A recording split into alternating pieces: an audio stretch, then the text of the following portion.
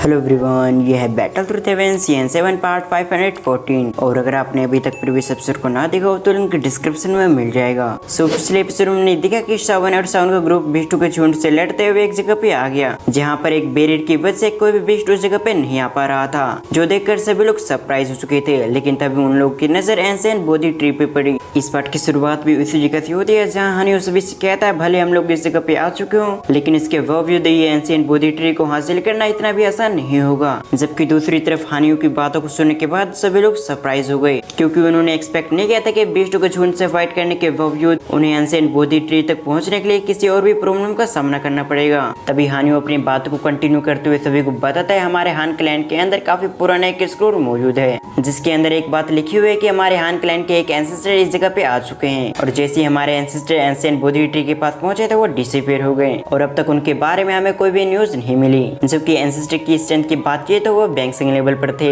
जबकि बैंगसिंग ये सुनने के बाद तो एक बार फिर से सभी लोग सरप्राइज हो गए, क्योंकि इस जगह पे मौजूद सभी लोग जानते थे कि बैंगसिंग कितना पावरफुल होता है, लेकिन एक बैंगसिंग को भी इस एंशिएंट बोधी ट्री ने डिसअपीयर कर दिया। जो चीज सोचते हुए वो सभी काफी परेशान हो गए। जबकि दूसरी तरफ शावन भी इस इंफॉर्मेशन को सुनने के बाद काफी सरप्राइज हो चुका था, और तभी गुचिंग आगे बढ़ते हुए कहता है तभी तुम सभी का इंतजार कर रहे थे। जबकि उसकी बातों को सुनने के बाद हानियों ने इग्नोर कर दिया, क्योंकि हानियों को मालूम था भले उसने सभी को धोखा दिया, लेकिन इसके बावजूद वो सभी उस पर अटैक नहीं करेंगे, और ना ही इस जगह पे मौजूद कोई व्यक्ति इस जगह से पीछे हटेगा, क्योंकि एंशिएंट बोधी ट्री काफी रेयर है। इसलिए भले हानियों ने सभी को खतरों के बारे में बता दिया हो, लेकिन इसके बावजूद कोई भी व्यक्ति इस जगह से पीछे नहीं हटेगा। ये कहने के साथ ही हानियों एंशिएंट बोधी ट्री की ओर बढ़ने लगा, जबकि एक बाकी लोग भी उसे फॉलो करने लगे। और जैसे जैसे ये लोग एंशिएंट बोधी ट्री की ओर बढ़ रहे थे, उसी तरह से उनकी स्माइल बड़ी हो रही थी। जबकि इधर सावन की बात की जाए तो सावन भी अपने ग्रुप के साथ हानियों को फॉलो कर रहा था, पर सावन ने सभी को समझा दिया था कि सभी को केयरफुल रहना है। इसलिए सावन के ग्रुप के लोगों ने अपने द्विकी को एक्टिवेट करके रखा था, ताकि प्रॉब्लम आने पे वो अपने द्विकी का इस्तेमाल कर सके।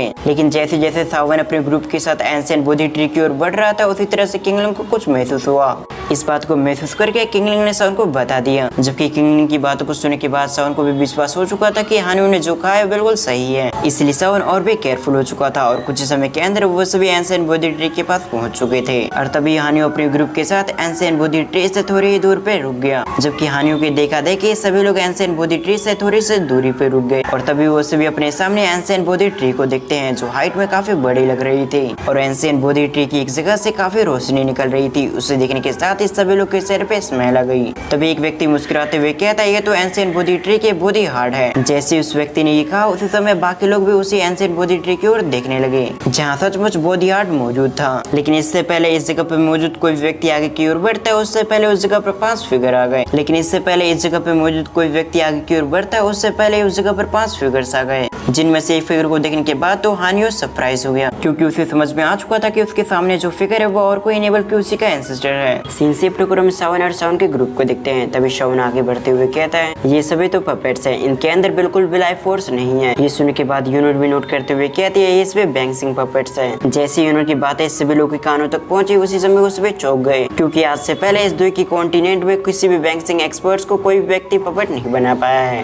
क्योंकि बैंगसिंग एक्सपर्ट्स इस दुनिया के सबसे पावरफुल लोगों में एक है। लेकिन इस एंशिएंट बोधी ट्री ने काफी आसानी से इन सभी बैंगसिंग एक्सपर्ट्स को अपना पपेट बना लिया। ये सोचते हुए कई सारे लोग की हालत खराब होने लगी, और इस जगह पे लोग जितने भी मौजूद थे उनमें से कोई व्यक्ति बैंगसिंग एक्सपर्ट नहीं था, जिस वजह से इन बैंगसिंग एक्सपर्ट से फाइट करना और भी मुश्किल हो गया था। जब ये सभी लोग इसी चीज के बारे में सोच रहे थे, तब दूसरी तरफ हम सावन को देखते हैं, जो बोधी हार्ट को देखते हुए अपने मन में कहता है मैंने बोधी हार्ट तक पहुंचने के लिए काफी मेहनत की है, इसीलिए मैं किसी भी कीमत से इस जगह से पीछे नहीं हट सकता, नहीं तो अब तक की गई मेरी सारी मेहनत पूरी तरह से बेकार हो जाएगी। इसे सोचते हुए सावन कहता है मैं और मेरे ग्रुप एक बैंगसिंग को संभाल लेंगे। पर भले ही सावन का ग्रुप एक बैंगसिंग को संभाले, लेकिन इसके बावजूद इस जगह पर कुछ बैंगसिंग और मौजूद थे। इसीलिए कई सारे लोग को समझ में नहीं आ रहा था कि अब उन्हें क्या करना चाहिए, क्योंकि उनके सामने जो पपेट है वो कोई ऐसा वैसा पपेट नहीं बल्कि बैंगसिंग पपेट है, जिससे लड़ने का मतलब होगा साफ साफ अपनी मौत को इन्वाइट देना। जब सावन सभी के एक्सप्रेशन देखता है तो उसे समझ में आ चुका था कि कई लोग काफी परेशान हो चुके हैं, जिस वजह से सभी लोग कंफ्यूज हो चुके हैं कि अब उन्हें क्या करना चाहिए। इस चीज को समझते हुए सावन सभी से कहता कहता है ये सभी पपेट्स हम पे अटैक नहीं कर रहे हैं। इसका तो एक ही मतलब है कि एंशिएंट बोधी ट्री हम सभी को एक मौका दे रहा है। अगर इस जगह से किसी व्यक्ति को जाना हो तो वापस जा सकता है, और अगर बोधी हार्ट चाहिए तो हम सभी को मिलकर इन सभी पपेट्स का सामना करना पड़ेगा। मैं और मेरा ग्रुप मिलकर एक बैंक्सिंग को संभाल लेंगे और बाकी के बैंक्सिंग आप सभी को संभालना पड़ेगा। जबकि सावन की बातों से एग्री करते हुए हानू कहता है मैं और मेरा ग्रुप एक बैंक्सिंग को संभाल लेंगे और बाकी के लोग बाकी बैंक्सिंग को संभालेंगे। इसी तरह से करके हम बोधी हार्ट तक पहुँच सकते हैं, नहीं तो हम सभी को भूलना पड़ेगा कि हम सभी बोधी हार्ट तक पहुँच पाएंगे। ये सब कहते हुए हानू थोड़ा सा परेशान हो गया था, क्योंकि उसे मालूम था भले उसे भी काफी पावरफुल हो, लेकिन उनके सामने जो व्यक्ति वो बैंक्सिंग एक्सपर्ट्स है, इसीलिए उन्हें जितना हो सके उतना पावरफुल लोग की जरूरत थी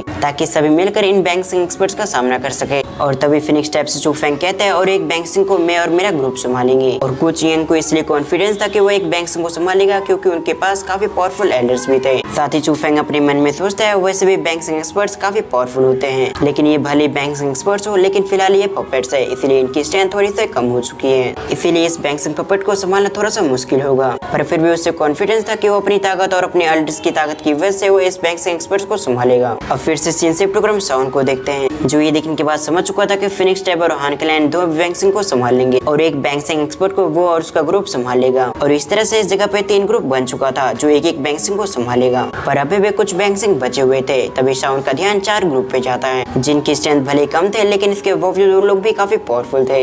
इसलिए साउन उन ग्रुप की ओर देखते हुए कहता है हम सभी एक एक बैंक्सिंग संभालेंगे, जबकि बचे हुए बैंक्सिंग को आप सभी को संभालना होगा, तभी जाकर हमें बोधी हार्ट मिल पाएगा। ये सुनने के बाद तो ग्रुप थोड़ा सा परेशान हो गए, पर उन्हें मालूम था कि किसी रेयर चीज को पाने के लिए अपनी जान की बाजी लगानी पड़ती है, इसलिए उन्होंने बोधी हार्ट के लिए अपनी जान की बाजी लगा दी। जबकि ये देखने के बाद साउन ने भी नोट कर दिया और अगली पल साउन अपने हल्की कदमों के साथ एंशिएंट बोधी ट्री की ओर जाने लगा। और जैसे साउन ने कुछ कदम आगे बढ़ाए उसी समय वो सभी पपेट्स हरकत करने लगे और अगली पल उन्होंने बैंक्सिंग पावर के साथ सभी पे प्रेशर डालने लगे। और इससे पहले कि कोई व्यक्ति कुछ भी समझ पाता उससे पहले एक पपेट ने साउन पे अटैक कर दिया, जबकि ये देखने के साथ ही साउन भी उसके अटैक को ब्लॉक करने के लिए एक पावरफुल अटैक उस पर कर दिया। और साउन के देखा देखे साउन के ग्रुप के मेंबर्स भी उस पर अटैक करने लगे और उस बैंक्सिंग एक्सपर्ट ने काफी आसानी से इन सभी के अटैक को झेल लिया। देखने से साफ पता चला था कि सभी के अटैक करने के बावजूद उस पपेट को कुछ भी नहीं हुआ। जब सावन और सावन का ग्रुप एक बैंक्सिंग एक्सपर्ट को संभाल रहा था तब दूसरी तरफ हम हानियों को देखते जो अपने ग्रुप के साथ अपने एंसेस्टर के पास आ चुका था। तभी हानियों ने अपने एंसेस्टर की ओर देखते हुए कहा कि आज मैं आपको मुक्ति दिलाऊंगा, क्योंकि मुझे मालूम है कि आपकी ऐसी हालत इस एंशिएंट बोधी ट्री की वजह से हुई है और इस वजह से आपको बिल्कुल भी अच्छा नहीं लग रहा होगा कि आप जैसे बैंक्सिंग एक्सपर्ट सिर्फ एक एंशिएंट बोधी ट्री के लिए पपेट का काम करे। ये कहने के साथ ही हानियों अपने ग्रुप से कहता है जल्दी से एंसेस्टर पे अटैक करो। ये कहने के साथ ही हानियों भी उस पपेट पे अटैक करने के लिए आगे की ओर बढ़ गया। अब सीन शिफ्ट होकर हम हेवन डेमन फिनिक्स टाइप को देखते हैं। जैसे इन्होंने इन दोनों ग्रुप को आगे बढ़ते हुए देखा वो अपने ग्रुप के साथ भी आगे की ओर बढ़ गए और अगले पर उन सभी ने तीसरे पपेट को घेर लिया था। साथ ही एक एक करके उस पे अटैक करने लगे और चुफेंग के इस ग्रुप में काफी सारे डोजुंग हो चुके थे। एक खुद चुफेंग, दूसरी फेंकिंगर और 2 एल्डर भी थे और इन दोनों एल्डर्स की स्ट्रेंथ आई थिंक 9 स्टार डोजुंग की थी। और इन तीनों ग्रुप के अलावा बाकी के जितने भी ग्रुप मौजूद थे वो सभी एक साथ बचे हुए बैंक्सिंग एक्सपर्ट का सामना करने लगे। देखते ही देखते इस जगह पे चारों तरफ एनर्जी की बाढ़ आ चुकी थी। इन सभी की फाइट को देखते हुए ऐसा लग रहा था जैसे कि पूरी दुनिया खत्म हो जाएगी और ऐसा इसलिए था क्योंकि ये सभी एक्सपर्ट कोई आम एक्सपर्ट नहीं थे बल्कि बैंक्सिंग एक्सपर्ट थे और इसीलिए बैंक्सिंग एक्सपर्ट का सामना करने के लिए इन सभी को अपनी पूरी पावर को लगाना पड़ रहा था। इन सभी एक्सपर्ट्स के पास जितनी भी पावरफुल टेक्निक थी उन्होंने लड़ने के लिए निकाल लिया था। और इसी सीन के साथ हमारा ये पार्ट यहीं पर एंड होता है। साथ ही अगले पार्ट में ये बैटल और भी इंटेंस होने वाली है, इसीलिए अगर आप अभी तक आपने इस वीडियो को हाइप नहीं किया तो जल्द से जल्द वीडियो को हाइप कर दें। आपको ये वीडियो कैसी लगी आप मुझे कमेंट करके जरूर बताएं और अगर आप इस सीरीज का नेक्स्ट पार्ट देखना चाहते हैं तो इस वीडियो पे 1K लाइक कंप्लीट करें। सो वीडियो को फुल वॉच करने के लिए थैंक्स फॉर वॉचिंग।